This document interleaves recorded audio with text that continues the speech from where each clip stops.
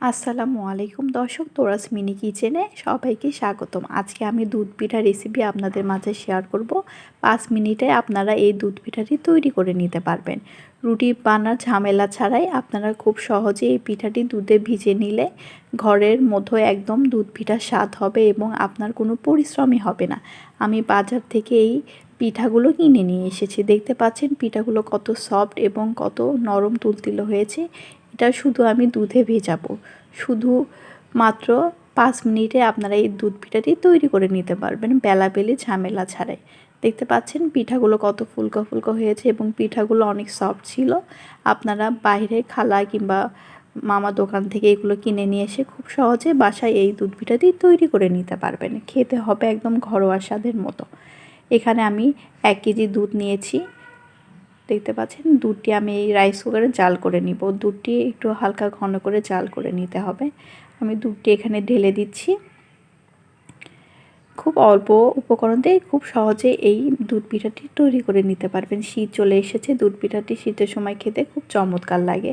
যারা চিতই পিঠা তৈরি করতে পারেন না তারা এই পদ্ধতি অবলম্বন করে খুব সহজে বাসায় দুধ পিঠা তৈরি করে নিতে পারবেন। এখানে আমি 2টা তেজপাতা এবং সাদা এলাচ দিয়ে দিচ্ছি একটা খেজুরের গুঁড়ার মুঠা। দেখতে পাচ্ছেন এটা আমি এই গুড়টি আমি করে নিব, লিকুইড করে নিব।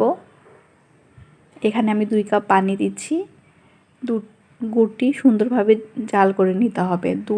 গুড়টি সুন্দর করে জাল করে না নিলে তাহলে দুধের ভেতরে যখন গুড়টি দিয়ে দিবেন সেই ক্ষেত্রে দুধটি ফেটে যাওয়ার সম্ভাবনা থাকে। দেখতে পাচ্ছেন এখানে আমি 2 কাপ পানি অ্যাড করে দিয়েছি এবং চামচের সাহায্যে গুড়টি নেড়ে চেড়ে দিয়েছি 3টা সাদা এলাচ। দেখতে পাচ্ছেন আমার গুড়টি অলমোস্ট জাল হয়ে এসেছে আর সামান্য কিছু আছে। এটা আমাকে অনেক হাই হিটে গরম করে নিতে হবে, তাহলে দুধটি নষ্ট হওয়ার সম্ভাবনা থাকবে না। দেখতে পাচ্ছেন এটা আমি হাই হিটে জাল করে নিচ্ছি।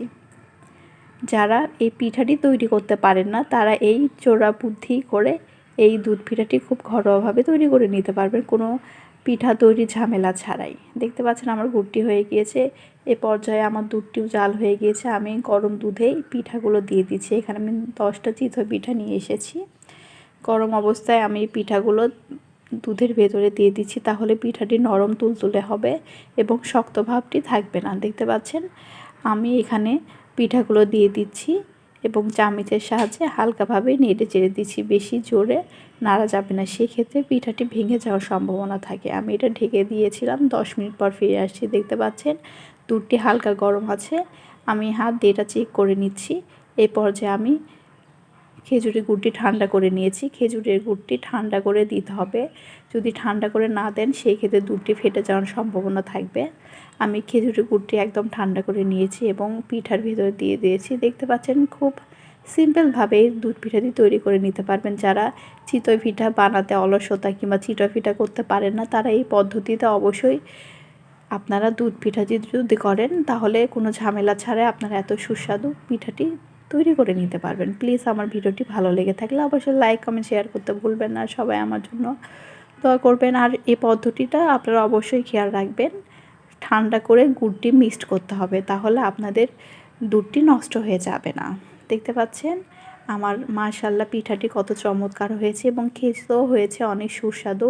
কালারটাই বলে দিচ্ছে কত পারফেক্ট হয়েছে। আপনারা অবশ্যই একবার হলো এই পিঠাটি বাসায় তৈরি করবেন আমার এই পদ্ধতি অবলম্বন করে।